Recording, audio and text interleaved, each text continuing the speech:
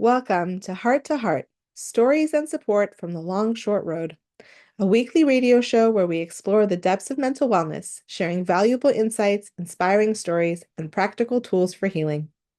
I'm your host, Leigh Ioffe, founder and director of the Long Short Road. Tonight's episode of Heart is sponsored in honor of Leonard Eliezer ben Chana Ira. To sponsor an episode of Heart, please reach out to us at info@thelongshortroad.com. My guest today is Gara Steinfeld. Gara is a licensed therapist and founder of Real Healing Counseling, an experiential, attachment-focused group therapy practice that specializes in working with individuals who struggle with complex trauma and the ways we learn how to survive, such as sex and love addiction, eating disorders, codependency, and intimacy issues. Gara, welcome to the show. Thank you so much for having me. I feel very blessed to be able to be here. I feel very blessed that you said yes. Thank you. So I guess let's begin with, can you tell us a little bit about your story? How did you, what pulled you to become a therapist? Yes, I can. Um, and that is such a loaded question. And I will do my best to be short and sweet. Um, Interestingly enough, I've wanted to be a therapist since I was a little girl. And my relationship to that statement has changed over the course of my life and my own healing. Um, so sometimes I joke and say, I feel like this work chose me um, before I even knew what that meant or what that entailed. I had wanted to be a therapist my whole life. I'd never changed my major once. I've always known. Um, and I don't really know how I knew because I had never, when I was younger, I wasn't even in therapy myself. It wasn't like, oh, I really like what this person is doing. It was just something that I felt in my bones since I was little. If I'm really honest, and a little bit vulnerable, um, I think some of that probably came from um, my family role, Mm. right? If I'm really honest, I think that there was a bit of a role that was paved for me um, before my consent as a little girl. Like I'm a little bit of, my role is the family therapist. And I kind of that came with me to school, that came with me in my friendships. Like I was this person that people knew that they could go to. So um like even in middle school, I remember people jokingly calling me Dr. Gara. So like that's how deep and that's how long this has been in my bones. And I'm also grateful and humble enough to say that I feel like half the work of being a therapist is like doing your own work, right? Because it's when I sit with clients, I want it to be about them and not about me. So that is how this had begun. Wow, that's really incredible. And also, if I could just say, I resonate with that so deeply. The part, especially what you said about feeling like from your role in your Mhm. family. And as you were saying that, I had a memory pop up of being in sixth grade and a classmate of mine sitting with a classmate of mine who was crying, and she turned to me and she said, "You're like my guardian angel therapist." Mm. And so that I really resonate with that, and I know that feeling really well, but I do appreciate what you said about it, about having the humility to do your own work, because I think that Yes. some people have a misconception that when you are a therapist, you don't have to be in therapy or do your own work, and I think the best therapists, the most authentic therapists, are the ones who are also seeking help for themselves. Yes. And that statement literally gives me chills. That statement gives me chills. Like therapists are human, and that's a Yeah. PSA. Everybody listening, therapists are human. Um, We are human beings. We are not, exempt from the human experience because we have the skills to help people. exactly, exactly. And it makes me think about this quote that I heard a long time ago. And let me make sure I get this. I don't mix this for a moment, but it's from your teach from the scar, not from the wound. And I might be messing it up, but I feel like the point here is I'm not one of those therapists that have learned this only from books. A lot of this stuff that I'm working with, yes, I've done a tremendous amount of trainings because I am a bit of a nerd and I love to learn, like so much alignment there for me to learn and grow and all that stuff. So, but it's also um I know what a lot of this stuff feels like for me. Of course, I'm curious about what does it feel like for my client, because when I'm sitting with my clients, I want to understand their inner world. Who am I sitting with? How does this impact them? How does this feel for them? What are their beliefs about themselves? But like I think there's something really beautiful about um being a human first and a Sure. therapist, right? Like I'm not some person, how do I say this? Like I'm human and I'm here with you, right? Right. And it's about you. I'm a human and and I'm not teaching from this like unhealed bleeding wound, right? I'm not sitting in a Yeah. place of my wounds are I'm human and I'm imperfect, all right? I'm not above that, but like I'm sitting with you from these wounds that have been given love and given attention and nurtured and it's not open and it's not bleeding all over anybody else today, but like, you know, if this makes any sense. Yeah, no, totally. And it's interesting because again, like I really resonate with this so deeply. And I think for me, one of the challenges when I started doing suicide prevention work and trauma healing work and all of those things was that I felt like I had to cut off that part of myself of like I can't show people that I have scars. I have to just be the space holder and be the vessel for their healing, but I can't show up in my humanity. Mm. And and then I realized that that's part of what makes healing so powerful is when you can show people like, oh, we all have scars. And Yeah. and we're all human. We're all in it. It's not no one's exempt. Yes. Exactly, exactly. And that is some heart-centered healing if I've ever experienced it. And it makes me think about another quote. Forgive me, I'm feeling quotey today. Oh, Uh, please wait on. so there's this um woman whose books I discovered, one could say, is it odd or is it God? And one of the quotes, one of her words, her name is Pema Chodron, and it says, "Only when we know our own darkness well can we be present with the darkness of others. Hmm. It becomes real when we recognize our shared humanity."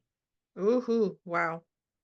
I Wow. mean, being able to do the work that you do, I mean, I just, as you know, every time I get to speak with you, I gush a little bit over. Me and you both, we can just gush about over each other. Um, Because it's true though, like you really I think part of what I've learned in my own healing experience is that the more you push away your darkness, the bigger it becomes, you mm, know?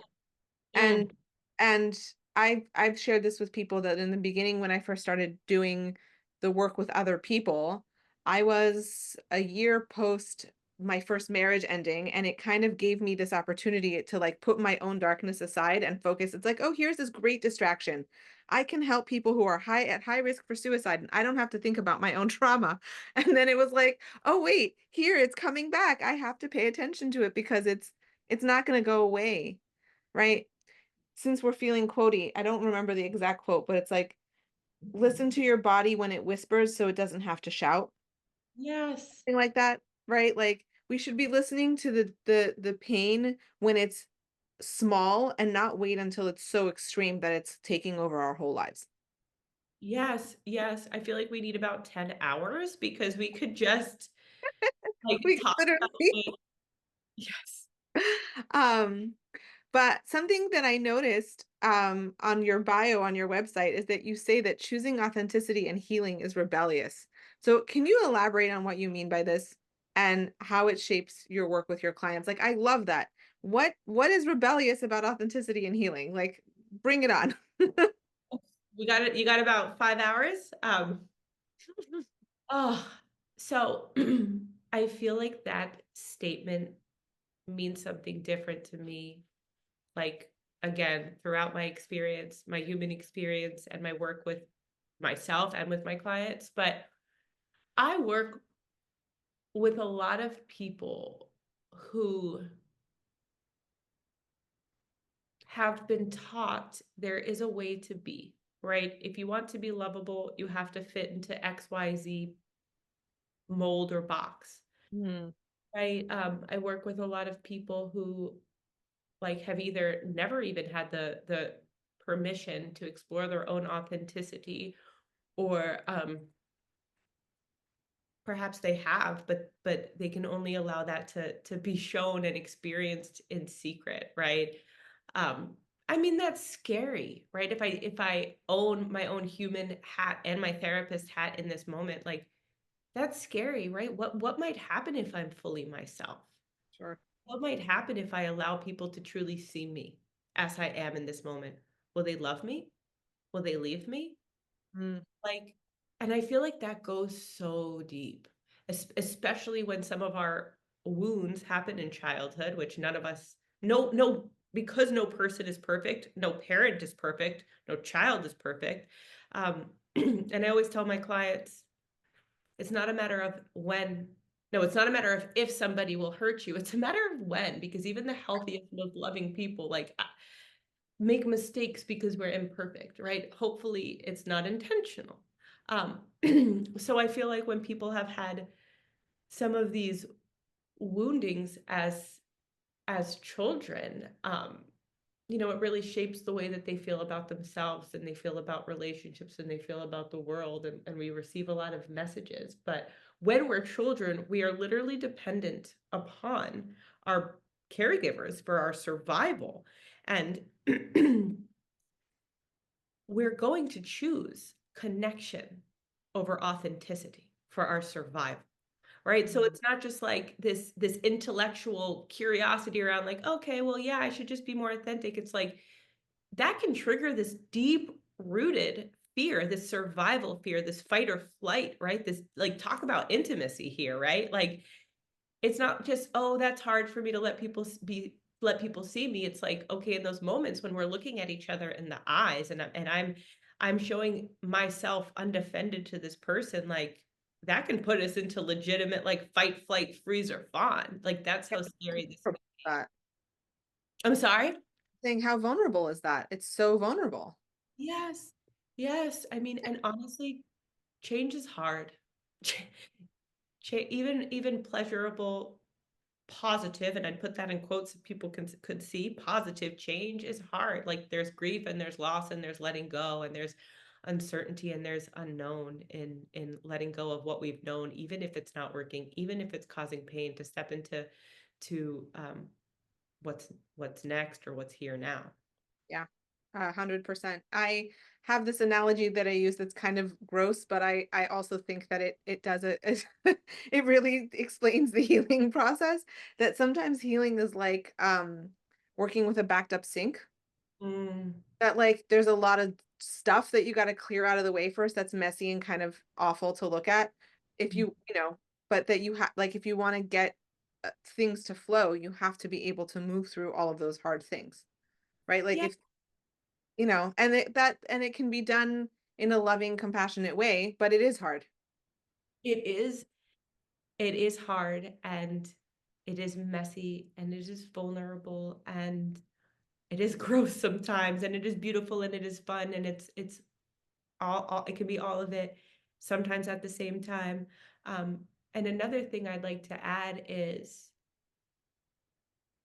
in my own healing journey, because I'm feeling like leading a lot for my own humanness today, and kind of like acknowledging my therapist hat. Um, I am the only one in my family who's in recovery Wow. uh, for multiple things, right? And that can be really hard for people, um, because like, what happens to my relationship if I change, right? What Yeah. happens to my relationships with these people that I love? Yeah. Uh, so there's so much. There And is so much.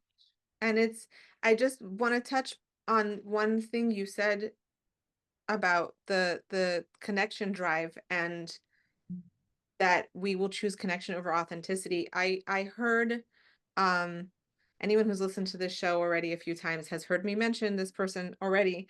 It's a little bit of an obsession with Dr. Daniel Siegel and his work.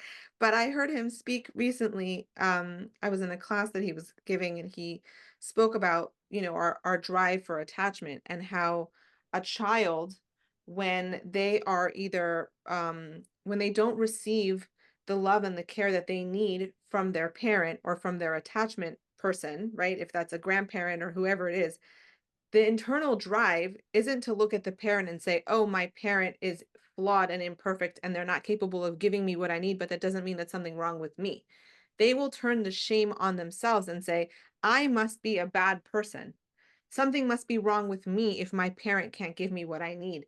And so, in a way, shame becomes a survival mechanism because what would happen to us? Like, I don't think we would be able to, to, to handle that experience of, if we're dependent on this person for survival and they can't give us what we need, then we're going to go crazy. So we have to blame it on ourselves. And Yeah. part of the healing process is realizing, like, you know it actually is not anything wrong with me. I'm not a bad broken person, right? um Yeah. but, like, again, how hard is that when you have maybe decades of layers of beliefs about yourself that you have to sift through? And this is why I gush over you. This is why I gush because yes, so much yes, right? What would happen if a child recognizes, "Hey, like, my parents can't give me what I need." Like, that's I mean, and deeply can't give me what I need, like, in a deep, deep way. I mean, the word that comes to my mind is terror. Like, Yes, exactly. terror, Utter right? Exactly, and I love, love, love hearing you frame this shame almost as a survival and not even almost. It's It is not right. It's a survival. It's so it wild is that we have to feel bad about ourselves in order to survive. Like, how exactly, crazy is that? exactly, and one of the most beautiful things that I get to do with my clients is for them to recognize, like, "Hey, how old are you today?" Right? Like, Wow. can we let all parts of you know how old you are today? Right. Right? Like, we no longer I don't wanna speak for everybody always at every moment of time, right? Because who am I to do that? And, um, there are times, unfortunately, I think people are in situations where they are, like, even in adulthood, like, feel in situations where they might be, like, extremely dependent, but in many other circumstances, when we realize I'm an adult today and we let all of our parts know and all of our younger selves know and really take that in and really feel our own feet on the ground and really see our own adult hands, that can open up the space to step into a new way, which is like, maybe I don't need that anymore. I don't need to continue to use shame as a survival strategy. However, here's the however, right? Here's the and and that can start to unfreeze some of these parts of denial we might have had about the Right. reality of how Right. things were, right? And that can be so painful. So even when I work with adults, even if they're not dependent upon a caregiver anymore for their survival, it's so painful to realize, like, hey, like, I had some serious needs that weren't met. Like, Yep. hey, like, I didn't receive the physical nurturing I needed. Like, hey, I didn't really get hugs. Like, hey, I didn't really feel super safe. Like, that can be so painful that people can hold on to that shame for dear life. Oh yeah, because it's familiar, and it's like, I'm something that's coming to mind for me now is, in the parenting class that it's like a parenting class slash support group that I lead. We do a lot of narrative integration and writing about our experiences and our stories. And we use some of the questions from the adult attachment interview.